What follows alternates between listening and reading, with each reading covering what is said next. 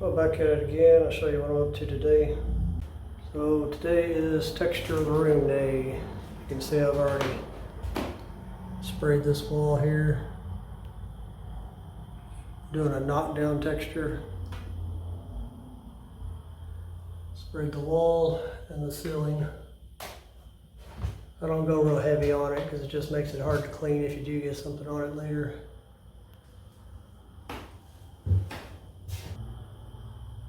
I'll go back over with a light sponge sand just to take any little points that are sticking out off. So I've still got this wall over here, this one, and this one to spray. This is the hopper, texture hopper gun. They're not too expensive. Just mix your sheetrock mud real runny. Put it in there. This is the air flow valve, and then you can adjust whether or not you want to have to pull the trigger. You can adjust it so this just stays open, and that adjusts how much texture is coming out. The main trick to it is just to keep the air pressure even and try not to stay in one place too long. So this is the consistency. I like the mud for the gun.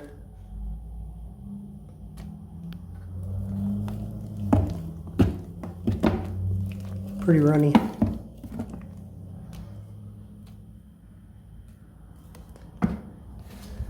Now let me get back to spraying them.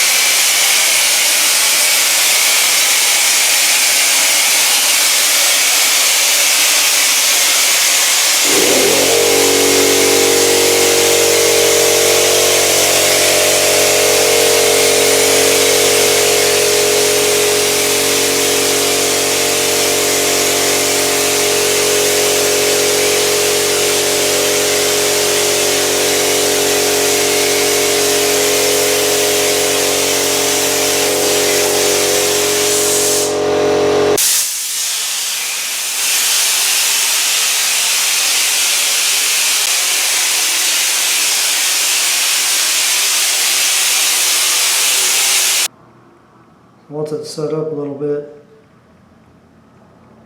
you test it to see about if it's the right consistency. Looks like it's getting pretty close. It starts to dry from the backside because the sheetrock absorbs the moisture and the top stays wet.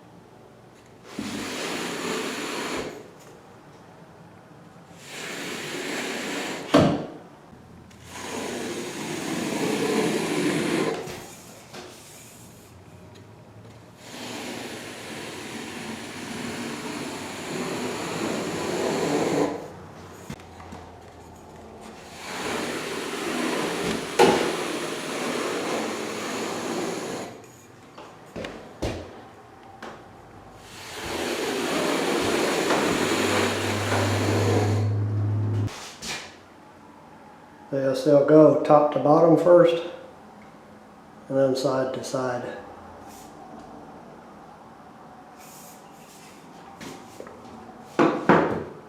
You want to push the same, force on it too, because it'll change the finished look of it if you push a little too hard.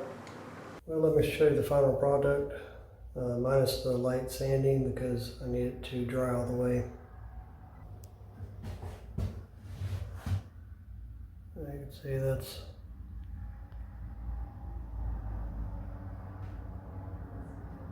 what it looks like with that type of a finish. It's a light knockdown. You can see by the size of my hand.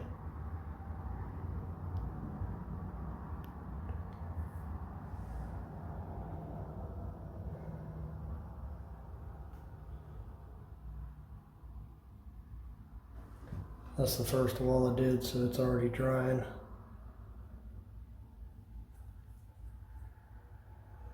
Ceiling's pretty close to being dry. So tomorrow I'll do that light sponge sand, pull all this tape off the trim, and clean up this mess that's on the floor. I'll vacuum it and then take a wet sponge and clean all the sheetrock mud that's stuck to the flooring up. And then I'm gonna put the floor in, will be the next thing on my to-do list.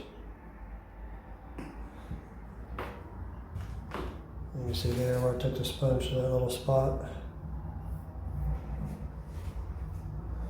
So floor, and then base trim, corner trim. I'll caulk that. And then it's time to start painting. I still got a little bit to do on the windows over here. I need to put a piece of trim still underneath that windowsill.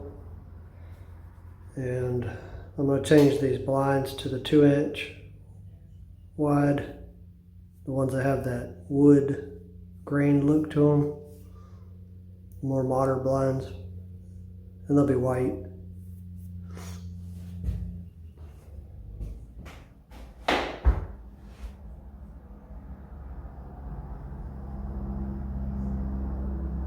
Yeah, I think it's gonna look real nice with the paint on it. I'm gonna do a bright white flat on the ceiling, and then a light kind of cream color on the wall, and the trim will be a tan. I think it's gonna look good with the wood flooring. It's that vinyl wood plank floating floor. Well, that's all I got for this one. See you on the next one.